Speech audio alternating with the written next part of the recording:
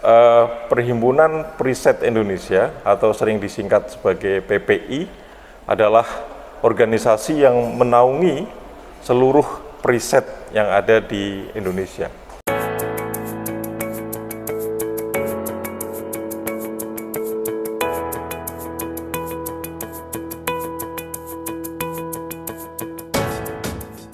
Assalamualaikum warahmatullahi wabarakatuh. Selamat berjumpa kembali dengan podcast serius Periset Jakarta, di mana pada hari ini kita kedatangan seorang tamu yang sebenarnya bukan orang lain karena beliaulah nahkoda dari Periset Jakarta. Selamat bergabung Prof. Muhammad Rohis Komarudin. Ya, terima kasih Pak Joko. Ini saya diundang podcast, senang sekali saya. Baik, terima kasih Prof. Rohis atas kehadirannya pada hari ini. Dan seperti kita ketahui bahwa Prof. Rohis ini adalah Ketua Perhimpunan Periset Indonesia Wilayah DKI Jakarta. Betul, atau wilayah DKI Jakarta. Kita lebih biasa menyebut dengan Periset Jakarta. Periset ya, Jakarta, betul. Prof. Rohis, mungkin sebelum kita masuk ya ke diskusi kita selanjutnya, mungkin barangkali Prof. Rohis bisa menceritakan bagaimana masa kecil itu ya, masa kecil, kemudian mengenyam pendidikan dari dasar sampai kemudian menjadi seorang profesor di bidang teknologi penginderaan jauh ya Prof. Rohis ya. Penginderaan jauh untuk kebencanaan. Untuk kebencanaan sampai kemudian menjadi Ketua Perhimpunan Periset Indonesia Wilayah DKI Jakarta. Ya. Baik, terima kasih Pak Joko atas undangannya podcast hari ini, dan masa kecil saya memang cukup senang ya, cukup saya lahir mungkin 50 tahun yang lalu di kota kecil, di kota Pekalongan, dan sebuah desa yang mungkin namanya cukup aneh, namanya Kedung Patangewu, dan persis dekat sungai, dan masa kecil saya sering main di sungai, main layangan, main bola, main semua permainan ada di sekitar sungai, dan itu sudah masa kecil yang sangat menurut saya sangat bahagia ya, dan saya kalau dulu masuk sekolah di SD itu kalau jam istirahat selalu ke sungai dan berenang di situ. Bahkan guru sempat marah kalau celana kita basah kalau pas habis renang di sungai. Saya itu ya SMP di dekat-dekat rumah juga, tapi beda kecamatan, di SMP Negeri Wonopringgo, dan setelah SMA saya memutuskan pergi ke kota nih Pak Joko, karena sekolah saya berada di kota Pekalongan, tepatnya di SMA 1 Pekalongan. Jadi masa kecil saya berada banyak di desa, tetapi pada saat SMA saya memutuskan untuk sekolah ke kota. Kenapa? Karena kalau berada di desa terus perkembangannya kurang bagus, dan saya ingin lebih berkembang dan memutuskan untuk pergi ke SMA 1 Pekalongan, yang katanya itu adalah SMA favorit di kota Pekalongan. Kemudian setelah lulus SMA, saya melanjutkan studi di Institut Pertanian Bogor, dan waktu itu diterima tanpa tes, dan di IPB itu ada sistem penerimaan namanya USMI ya, ujian seleksi masuk IPB, dan alhamdulillah saya diterima di jurusan Geofisika dan Meteorologi waktu itu, dan mengambil kekhususan di agrometeorologi. Kemudian saya masuk 8, diterima pada tahun 99 setelah lulus dari IPB tahun 98, dan kemudian dapat kesempatan untuk melanjutkan studi S2 di IPB juga, dan mengambil jurusan yang sama, agroklimatologi, dan saya menamatkan S2 di tahun 2005. Kemudian 2 tahun kemudian saya melanjutkan studi. Waktu itu ada program yang suatu proyek Pak Joko, Eh, proyek itu adalah Jerman Indonesia Tsunami Early Warning System yang merupakan tindak lanjut akibat bencana tsunami di tahun 2004 ya. 2004 tsunami Aceh yang sangat menyedihkan bagi kita, dan waktu itu ada kerjasama antara Jerman dan Indonesia, dan mereka di dalam kerjasama itu ada skema untuk S3. Jadi untuk S3 untuk negara-negara di Indian Ocean, dan kami ada di Indonesia itu ada 6 orang yang satu project itu, dan ada 3 orang lain dari negara-negara Indian Ocean dari Thailand, kemudian ada dari Madagaskar dan dari Seychelles. Dan kami berenam di Indonesia itu membangun Tsunami Early Warning System, membantu project Jerman Indonesia Tsunami Early Warning System, dan saya lulus S3 pada bulan Desember 2010. Kemudian setelah saya pulang sekolah dan kembali lagi ke LAPAN, institusi saya dulu, Lembaga Penerbangan dan Antariksa Nasional, dan diberi kesempatan langsung menjadi kepala bidang waktu itu Pak Joko. Jadi pada tahun 2011 ya, saya diminta menjadi kepala bidang, namanya Kepala Bidang Lingkungan dan Mitigasi Bencana. Kemudian itu di pusat, ya, itu di pusat pemanfaatan pengirian jauh. Oh ya, yang jadi itu di Kalisari ya? Yang di Kalisari, dan waktu itu ada namanya bidang lingkungan dan mitigasi bencana, dan untuk memanfaatkan data-data satelit pengirian jauh untuk kebencanaan. Dan kebetulan itu memang dari dulu saya sejak masuk LAPAN memang menghususkan riset-riset saya adalah untuk mengembangkan pemanfaatan data pengirian jauh untuk kebencanaan. Berbagai macam bencana, memang tidak hanya bencana hidrometeorologi, tetapi juga bencana geologi, baik tsunami, gempa maupun longsor ya, dan juga ada bencana hidrometeorologi yang banjir, kekeringan, dan kebakaran lahan dan hutan misalnya. Ini jadi semuanya dengan data pengirian jauh kita bisa manfaatkan untuk kebencanaan. Di sela-sela tugas saya itu, saya juga banyak bekerja sama dengan internasional, dan salah satu yang mungkin yang menjadi yang kemarin tahun 2022 dianugerahi award, namanya APR-SAF Award, itu karena kegiatan kami di SAFE ya.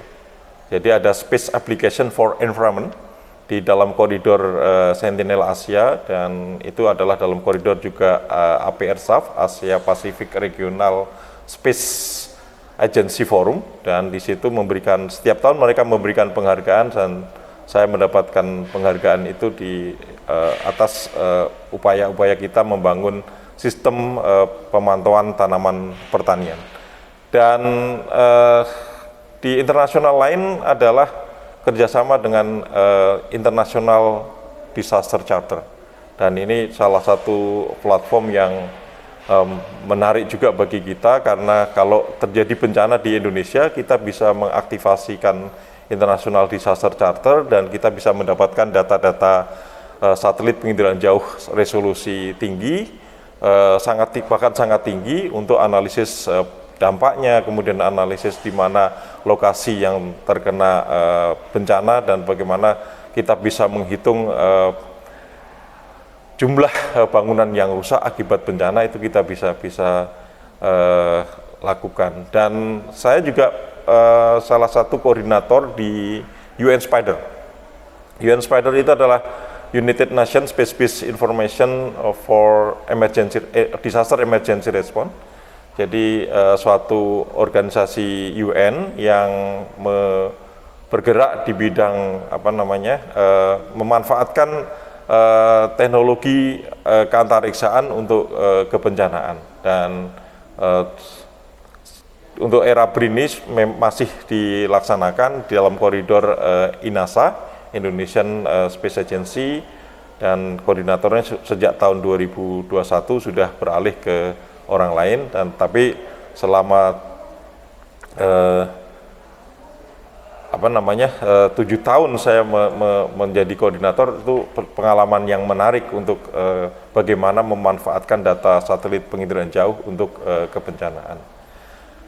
Saya juga di tahun 2014 diberikan kesempatan menjadi kepala pusat, jadi pusat pemanfaatan penginderaan jauh di Lapan, di bawah Deputi Bidang Penginderaan Jauh.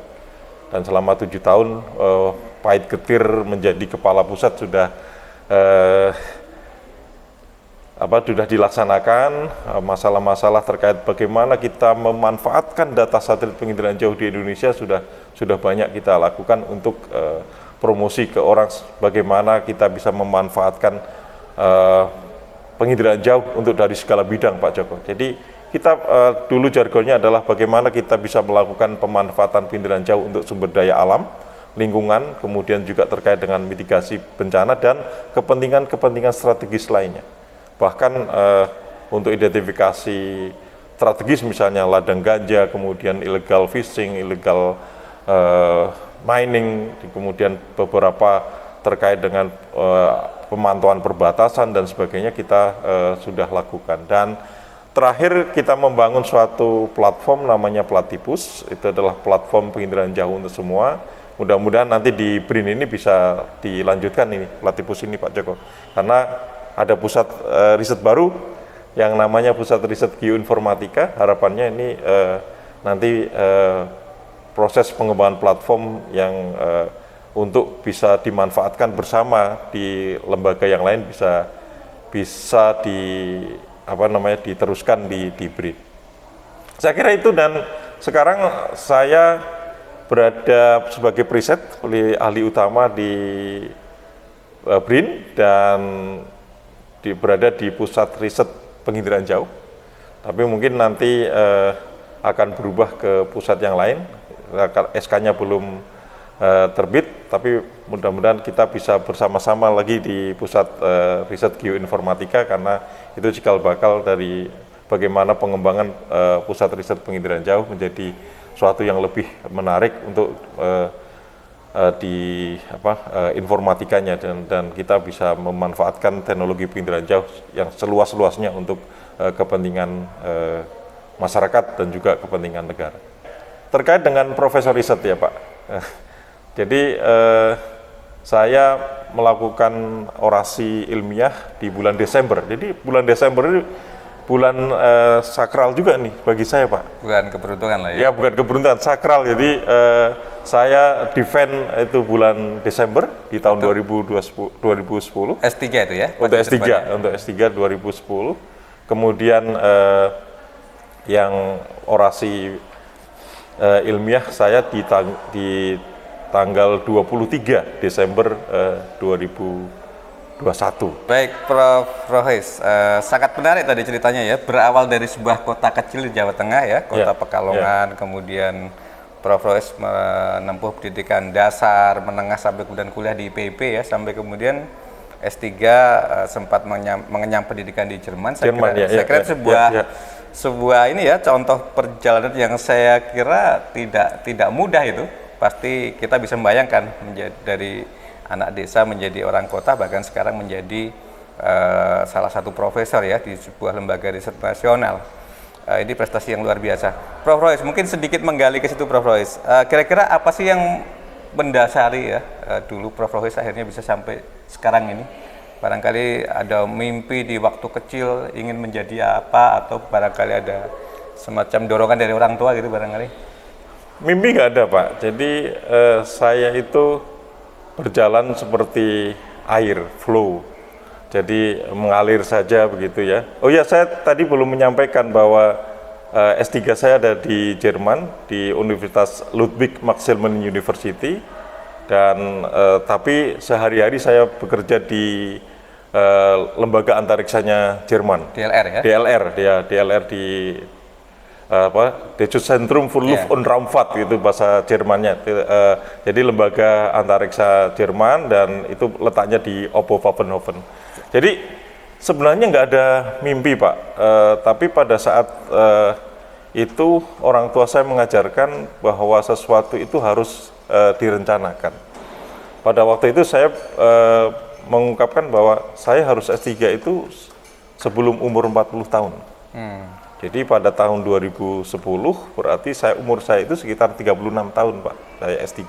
Jadi waktu itu sudah perencanaan, kemudian saya tidak bermimpi untuk mendapatkan gelar profesor riset Pak Joko, jadi saya mengalir saja, tetapi ada hal yang doa dari teman-teman saya waktu teman-teman SMP maupun SMA, jadi banyak setelah saya lulus S3 Jerman ini banyak yang sudah memanggil prof, padahal belum profesor riset. Jadi waktu itu saya tegaskan, saya belum profesor.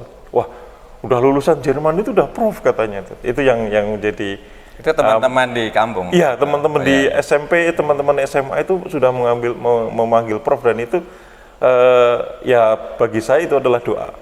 Bagi saya itu walaupun mungkin ada yang meledek, tapi itu adalah saya aminkan itu sebagai doa kita. Tinggal doa dari teman-teman semua untuk bisa mencapai sebagai profesor riset. Dan memang yang saya awal yang dari saya masuk di LAPAN waktu itu, saya itu sejak masuk itu sudah memutuskan bahwa saya ingin menjadi peneliti, kemudian saya ingin S3 sebelum umur 40 tahun, tapi waktu itu bayangan untuk jadi profesor riset belum ada. Hanya itu saja. Itu Pak Joko mungkin. Ya, baik Prof. Rohis ya. Mungkin kita menginjak ke diskusi berikutnya ya, ke materi berikutnya. Tadi kita perkenalkan di awal bahwa Prof. Rohis adalah Ketua Perhimpunan Periset Indonesia Wilayah DKI Jakarta ya, yang kita kenal, kita sebut lebih simpelnya dengan Periset Jakarta. Periset Jakarta, betul. Mungkin Prof. Rohis bisa ceritakan kira-kira sebenarnya apa sih Perhimpunan Periset Indonesia itu, dan kalau di Jakarta kira-kira apa yang mau dikerjakan gitu? Ya, jadi Perhimpunan Periset Indonesia atau sering disingkat sebagai PPI adalah organisasi yang menaungi seluruh periset yang ada di Indonesia.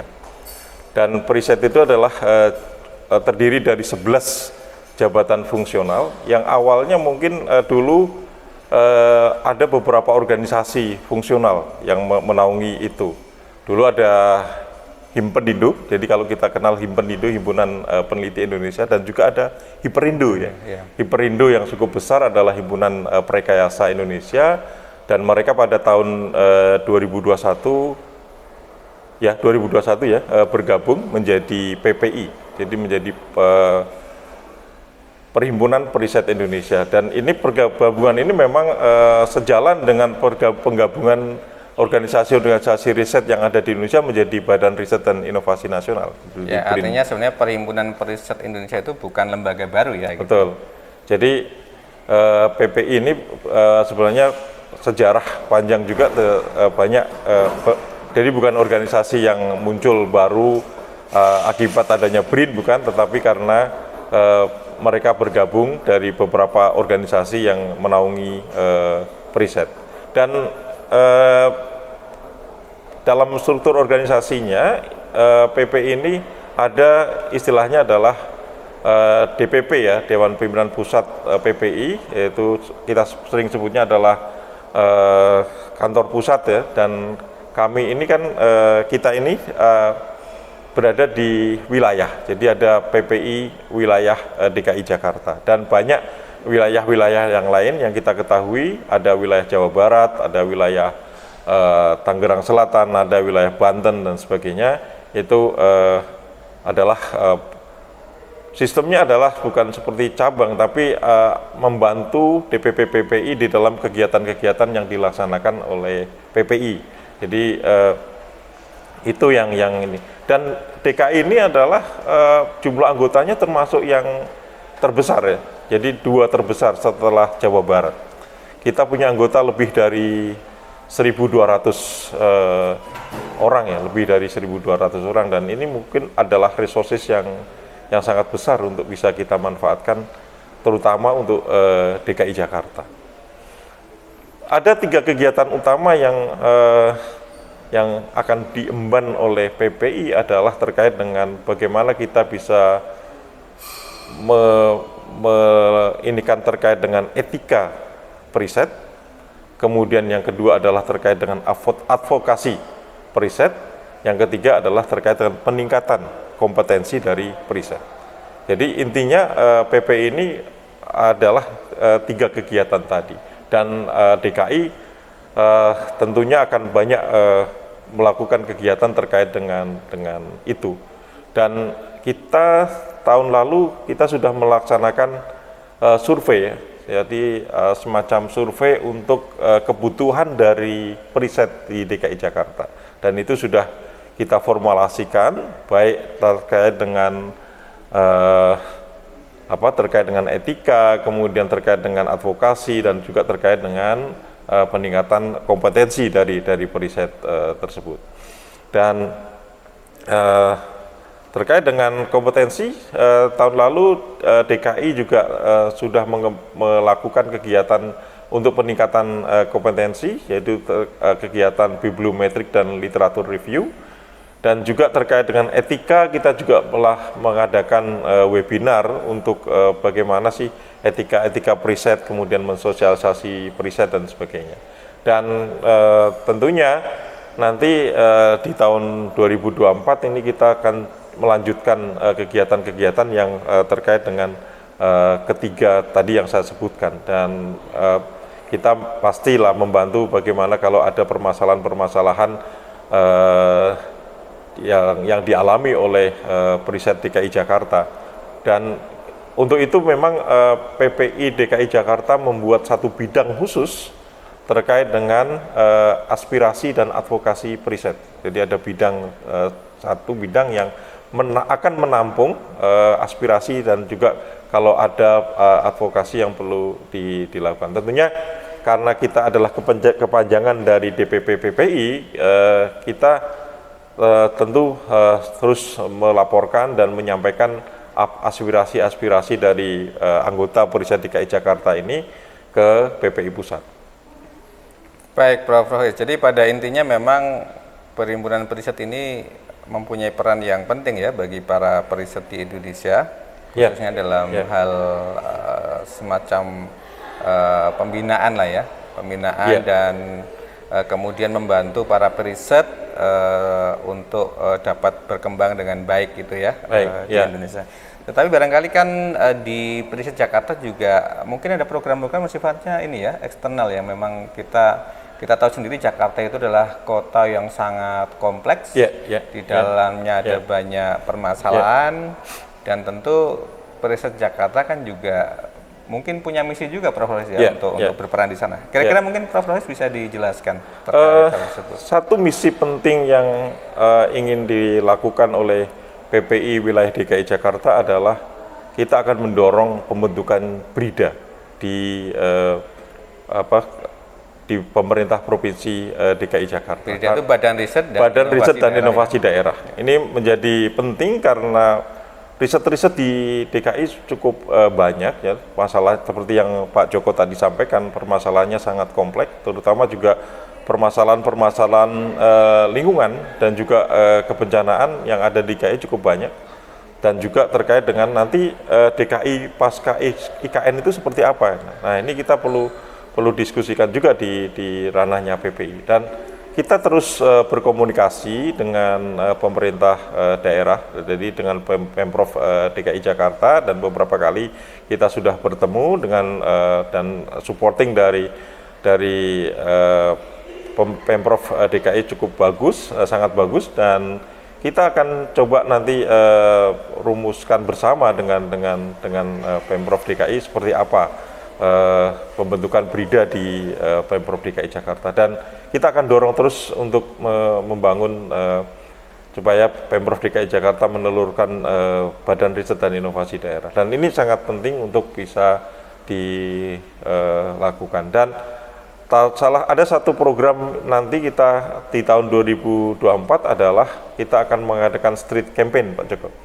Jadi street campaign ini kita akan banyak agenda kegiatan yang akan kita lakukan di dalam street campaign, dan mungkin kita sebelumnya akan ada perlombaan terkait dengan untuk mendorong generasi muda terkait bagaimana generasi muda itu bisa tertarik untuk menjadi periset. Kemudian juga akan ada webinar-webinar terkait dengan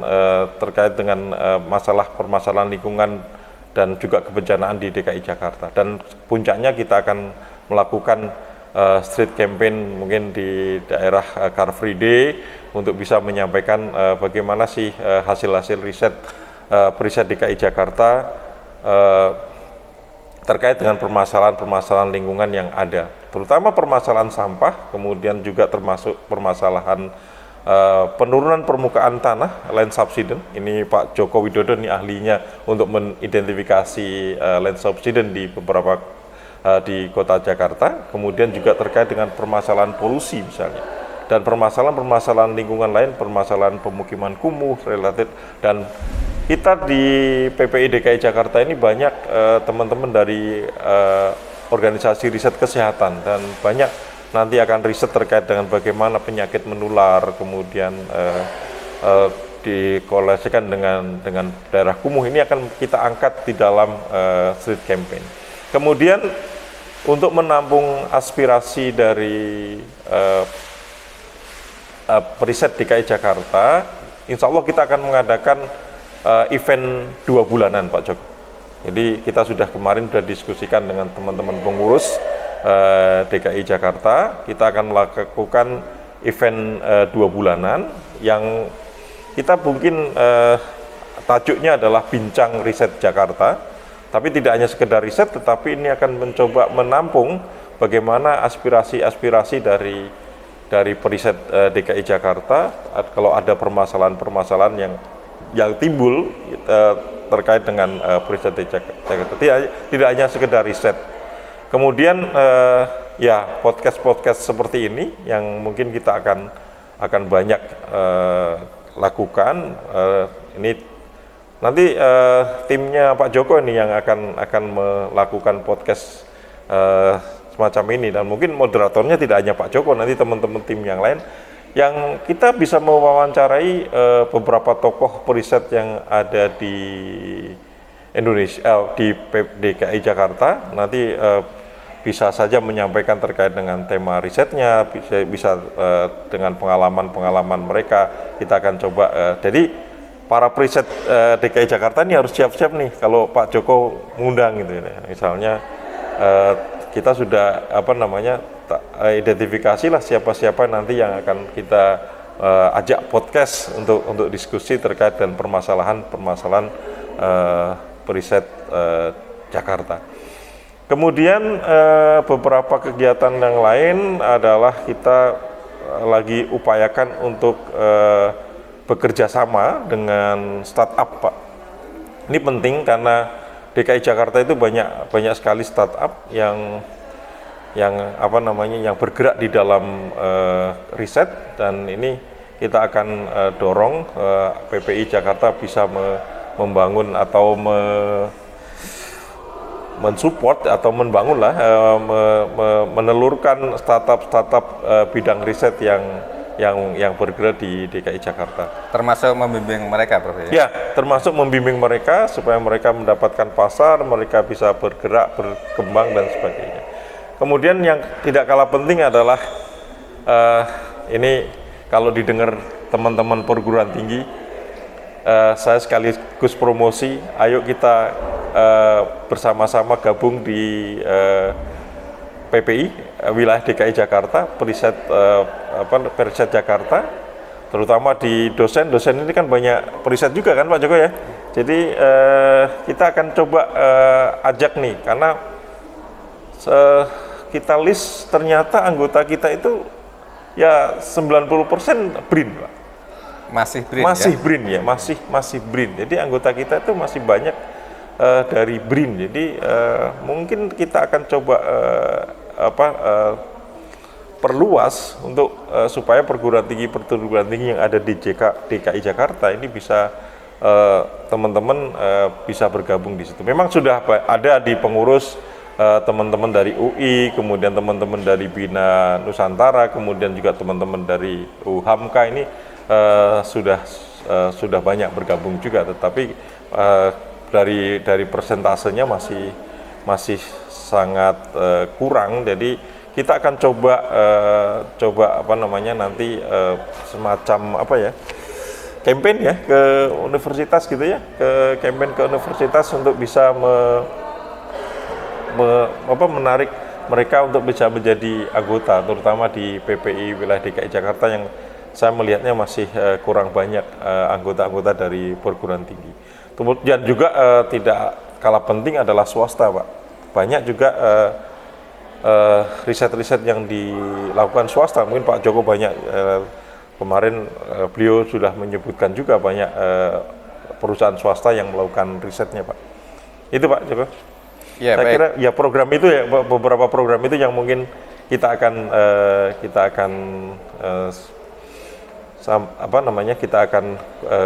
oh ya, satu lagi, Dewan Pakar PPI wilayah DKI Jakarta ini masih sangat minim ya, masih hanya cuma 5 orang kalau nggak salah.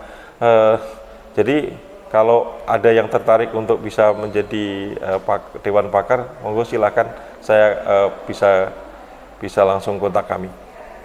Ya, kalau tadi memperhatikan yang disampaikan Prof. ternyata Periset Jakarta sebenarnya punya misi yang tidak hanya sekedar melayani periset, tapi juga punya misi atau punya semacam mimpi untuk bisa berkontribusi terhadap lingkungan sekitar betul, dalam hal betul, ini Jakarta. Betul. Nah, dari itu semua Prof. Tadi Prof. sampaikan bagaimana PPI DKI Jakarta berkolaborasi dengan DKI Jakarta ya.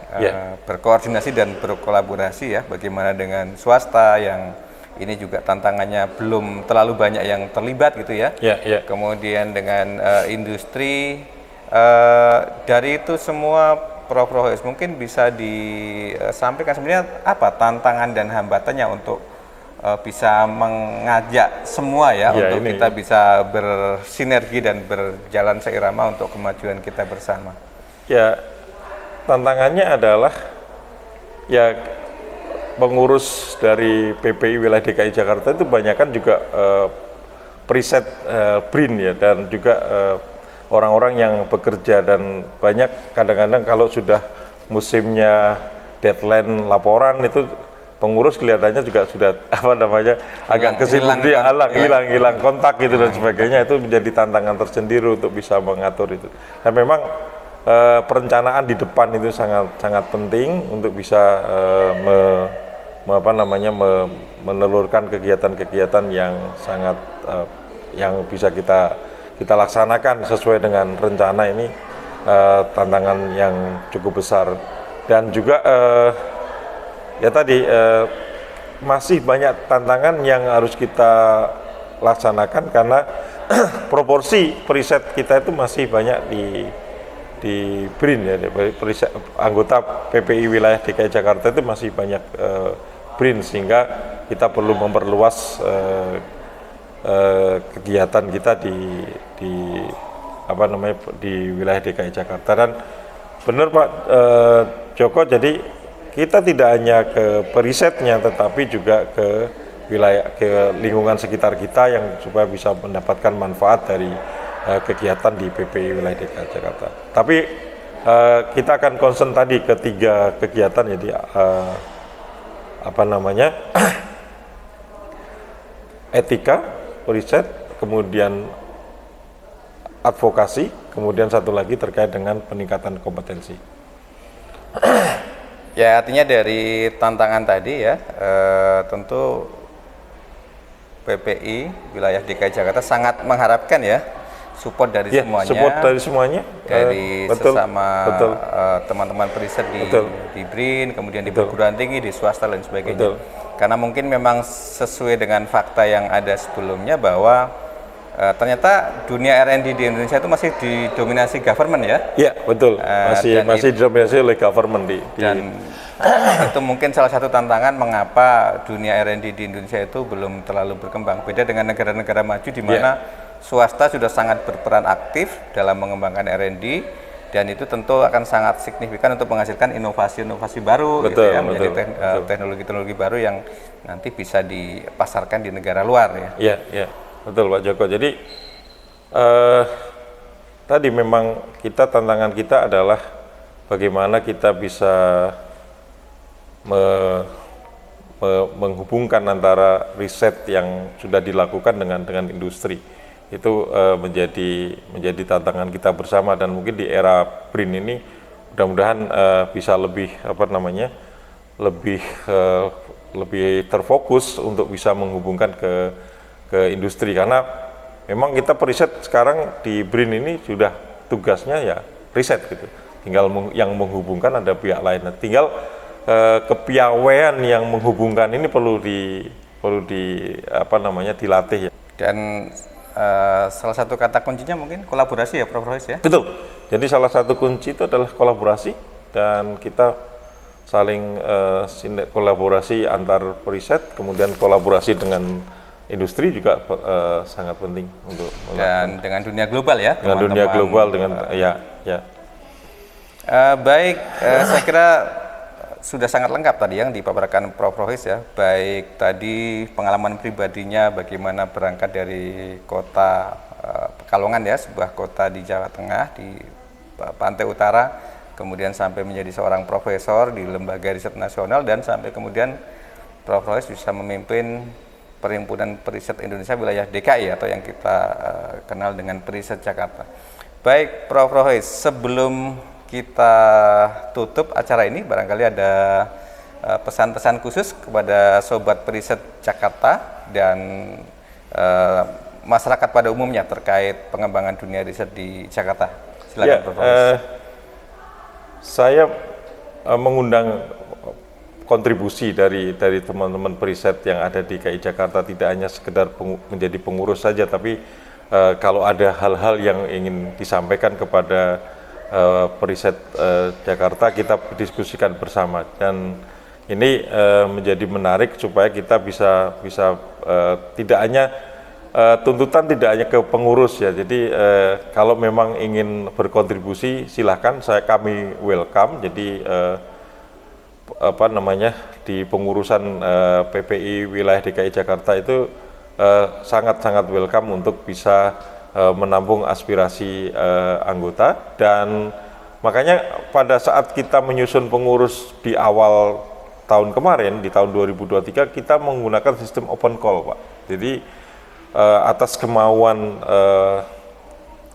dari periset DKI Jakarta itu sendiri, kemudian mereka ingin bergabung menjadi pengurus, dan kita bersama-sama untuk bisa aktif kegiatan. Dan di luar pengurus pun kalau memang mau memberikan masukan, ide terkait dengan kegiatan PPI DKI Jakarta, wilayah DKI Jakarta, kita sangat open, dan silahkan. Kemarin kita sudah buka ya Pak Joko ya, Google Form terkait dengan penyampaian aspirasi masalah, dan di situ juga bisa disampaikan aspirasi apa saja yang ingin disampaikan kepada pengurus PPI wilayah DKI Jakarta. Jadi kita membuat sistem itu sangat terbuka untuk bisa penyaluran dari aspirasi teman-teman periset DKI Jakarta. Dan yaitu saya mengundang partisipasi dari seluruh periset PPI DKI Jakarta yang ingin berkontribusi, monggo silahkan. Dan kita punya sekretariat di Rawamangun ya Pak. Kemarin di Jalan Pemuda ya? Di Jalan Pemuda, dari Jalan Pemuda Persil nomor 1, itu ex kantor 8, dan kalau memang ingin didiskusi itu, kita bisa membuat janji, kita bisa ketemu di Rawamangun. Baik, terima kasih Prof. Rohis sekali lagi atas kehadirannya ya pada podcast kali ini. Ya, Dan sama-sama Pak Joko. Ini mudah-mudahan sukses. ini yang disampaikan Prof. Hois menginspirasi dan sekaligus bisa memberikan semacam pencerahan lah ya kepada teman-teman, terutama anggota Perhimpunan Periset Indonesia wilayah DKI Jakarta. Ya. Baik, saya sebagai host ya pada kali ini, mohon maaf kalau ada kekurangan. Kita bertemu lagi di podcast seri selanjutnya. Wabillahi taufiq wal hidayah. Assalamualaikum warahmatullahi wabarakatuh.